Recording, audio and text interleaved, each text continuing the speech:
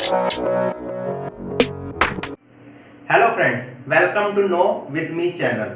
तो मैं आज आपको बताने जा रहा हूं कि जो हम इतने दिन से वेट कर रहे थे आईटीआर फॉर्म्स की, वो जो है आपकी वेट आज से खत्म हो चुकी है। आईटीआर फॉर्म्स जो हैं वो गवर्नमेंट ने नोटिफाई कर दिए हैं।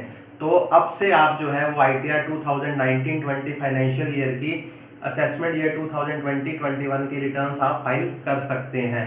नोटिफाई हो गए हैं, फॉर्म्स आ चुके हैं, बट अभी तक इनकम टैक्स की वेबसाइट पे अपलोड नहीं हुए हैं। तो उनके लिए आपको 2-3 दिन और वेट करनी पड़ेगी। 2-3 दिन बाद ये अपलोड हो जाएंगे, तो आप उसके बाद अपनी रिटर्न जो है वो फाइल कर सकते हैं। तो आज मैं आपको बताऊंगा कि एक तो ये नोटिफाई हो गए हैं, और दूसरी चीज मैं आपको बताऊंगा कि इसमें क्या क्या चेंजेस आए हैं या आपसे क्या क्या एडिशनल इंफॉर्मेशन मांगी गई है। तो चलिए देखते हैं कि क्या क्या इंफॉर्मेशन आपसे मांगी गई है और फॉर्म्स के बारे में कुछ जानते हैं। तो फ्रेंड्स, जैसे कि मैं आपको बता रहा था कि जो इनकम टैक्स के ITR forms for the financial year 2019-20 यानी कि असेसमेंट ईयर 2020-21 इंडियन गवर्नमेंट ने या फाइनेंस मिनिस्ट्री ने नोटिफाई कर दिए हैं। ये देखिए notification, the gadget of India में ये नोटिफिकेशन आया है, published by the authority on 29 मई 2020। वित्त मंत्रालय ने ये नोटिफाई कर दिया है 29 मई को न्यू दिल्ली से। तो ये नोटिफिकेशन यानी कि आईटीआर फॉर्म्स जो हैं वो नोटिफाई हो चुके हैं। आईटीआर 1 टू आईटीआर 7 सारे ही फॉर्म्स नोटिफाई हो चुके हैं।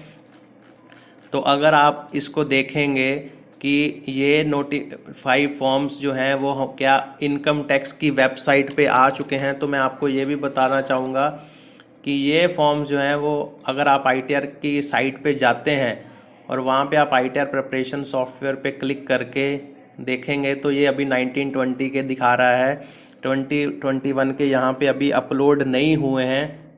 ये कुछ ही दिनों में यहाँ पे भी आपको अपलोड होके दिख जाएंगे। बट ये फॉर्म्स जो हैं वो इनका मैनुअल वर्जन कह सकते हैं या नोटिफिकेशन जो है वो आ चुके हैं, नोटिफिकेशन आ गया है।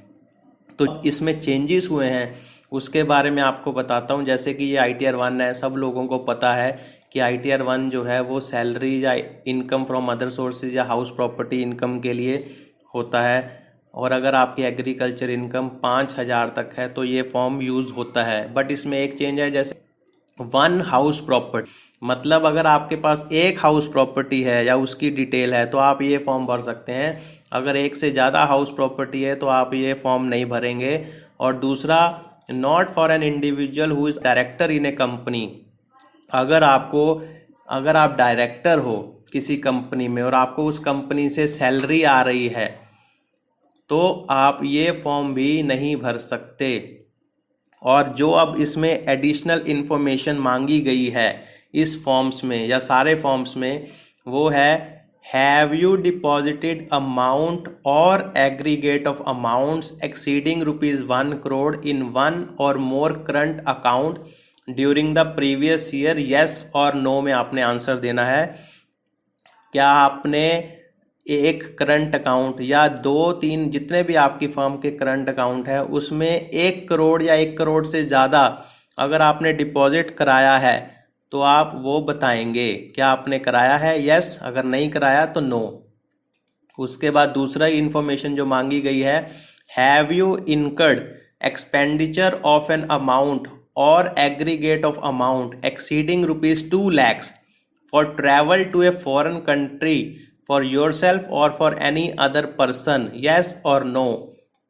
अगर आपने कोई भी खर्च 2 लाख या उससे ज़्यादा का फॉरेन ट्रैवल के लिए किया है, अपने लिए या अपनी फैमिली के लिए या किसी के लिए भी, वो भी आप यहाँ पे उसको बताएंगे यस और नो में। थर्ड है, have you incurred expenditure of amount or aggregate of amount exceeding ₹1 lakh on consumption of electricity during the previous year. क्या आपने 1 लाख या 1 लाख से ज़्यादा इलेक्ट्रिसिटी या बिजली का बिल दिया है, और नो में रिप्लाई करना है। तो ये कुछ चेंजेस आए हैं, तो ये आपको बताने हैं, ये मैंडेटरी हैं।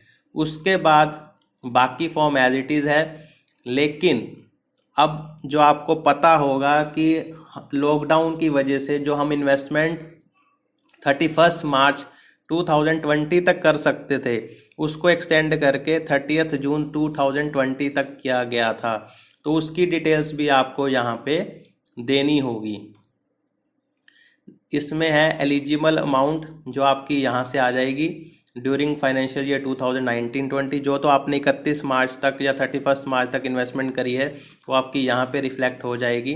जो आपने 1 अप्रैल 2020 से 30 जून 2020 यानी कि 1 अप्रैल 2020 से 30 जून 2020 तक करी है, वो आपको out of column number 2 total amount से इसमें कितनी करी है। लेट्स सपोज अगर आप कहते हैं कि मैंने यहाँ पे 1.5 लाख अमाउंट 80C में लगाई, यहाँ पे आप 80C के जो यहाँ है ये सारी डिटेल्स आप यहाँ पे भरेंगे। तो जब यहाँ पे भरेंगे तो ये यहाँ पे सारी डिटेल्स आएगी। 80C में 1.5 लाख, 80D में 25,000 ऐसे करके आएगा सारा।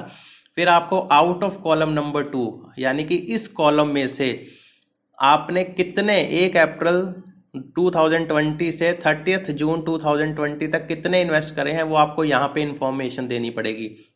लेट्स सपोज अगर आपने 1,50,000 80C में डिपॉजिट किया है या इन्वेस्ट किया है, बट 130 जो है वो आपने 31 मार्च तक कर दिया था और 20,000 जो बैलेंस रिमेनिंग था वो आपने 1 अप्रैल 2020 से 30 जून 2020 तक किया था।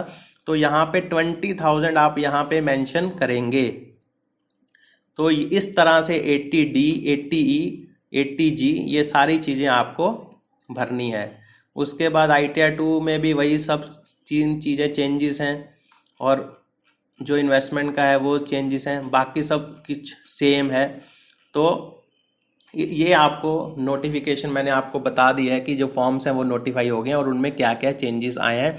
बाकी आप मेरा चैनल देखते रहिए और आपको लेटेस्ट अपडेट्स जो हैं वो मैं देता रहूँगा।